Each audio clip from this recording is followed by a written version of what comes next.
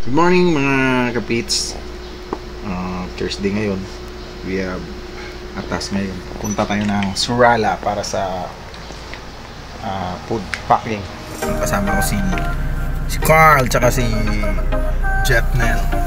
Punta tayo ng evacuation center na kasi doon yung food packing natin. So malapit na kami sa sa area, sa evacuation center ng Surala po. Ito yung mga magigiting kong kasama si Carl at si Jetnel.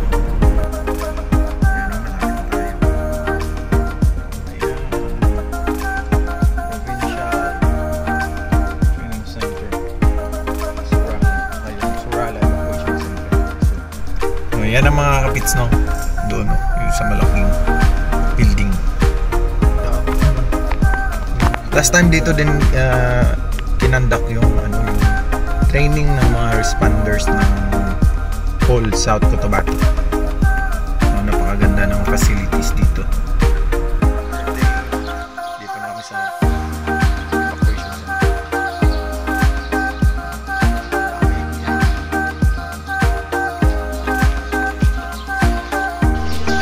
So ito ng tropa ng BFP po. Napakaraming relief food. Daming bigas. Ito import from Banga. Volunteer talaga ng sarili niya.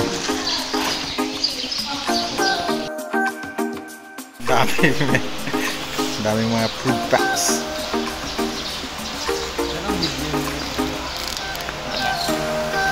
Taga Banga nagkay. Mga magigiting na bumbero. Grabe na. Maaga pa. Sobrang pawis na.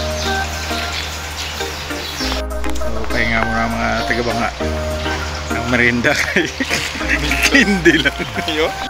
Imagination mo ang limit. Hindi lang ang merienda namin. Pahinga muna kasi rami na kami. Yan, namin lang yan. Siguro mga isang load na namin yan. Maliit na dump truck. So, pahinga muna. Dami. Gutom na siya.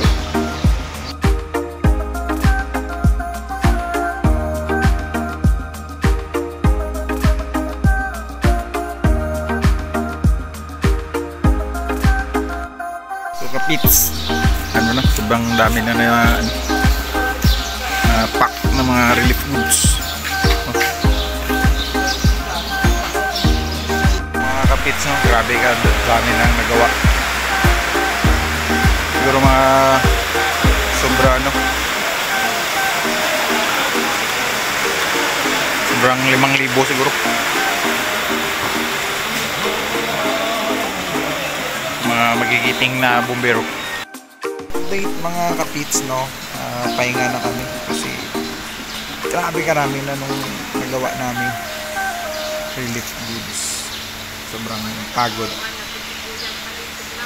Nasa siguro mga 10,000 packs na siguro yun or more. Basta grabe karami. So ngayon pahinga muna kami kasi malakas ang ulan sa labas.